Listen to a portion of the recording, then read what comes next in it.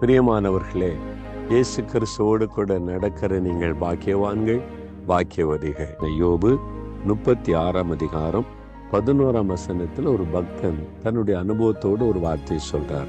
அவர்கள் அடங்கி கர்த்தரை சேவித்தால் தங்கள் நாட்களை நன்மையாகவும் தங்கள் வருஷங்களை செல்வ வாழ்வாகவும் போக்குவார்கள்.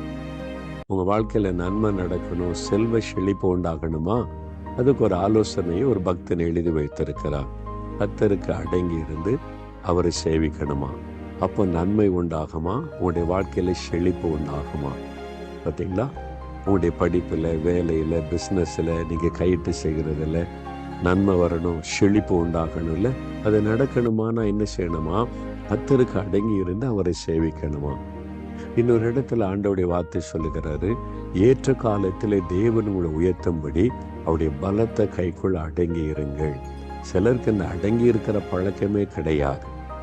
ஆண்டவருக்கு முதல்ல அடங்கி இருக்க பழகுங்க.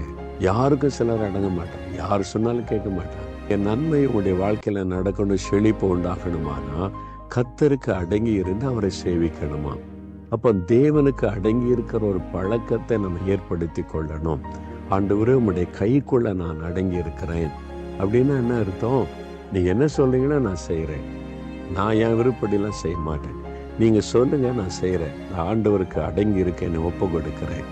நீங்க சொல்லதான் முக்கியம். என் விருப்பம் அப்படி இருந்தாலும் அது எனக்கு வேண்டாம். நீங்க சொல்றத நான் செய்யறேன், நீங்க விரும்புறத நான் செய்யறேன்.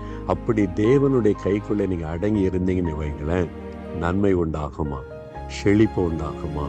ஆண்டவர் வாக்கு கொடுத்த ஆசீர்வாதத்தை உங்களுக்கு தருவாராம். அப்ப ஆண்டவர்கிட்ட அடங்கி இருக்க ஒப்பு கொடுக்குறீங்களா? அப்ப ஆண்டவர் பார்த்து சொல்லுங்க, உங்களுடைய கைக்குள்ள நான் அடங்கி இருக்கேன், நான் ஒப்பு கொடுக்கிறேன். நீங்க சொல்றத நான் செய்வேன். உங்களை தாழ்த்தினாதான் அடங்கி இருக்க முடியும்.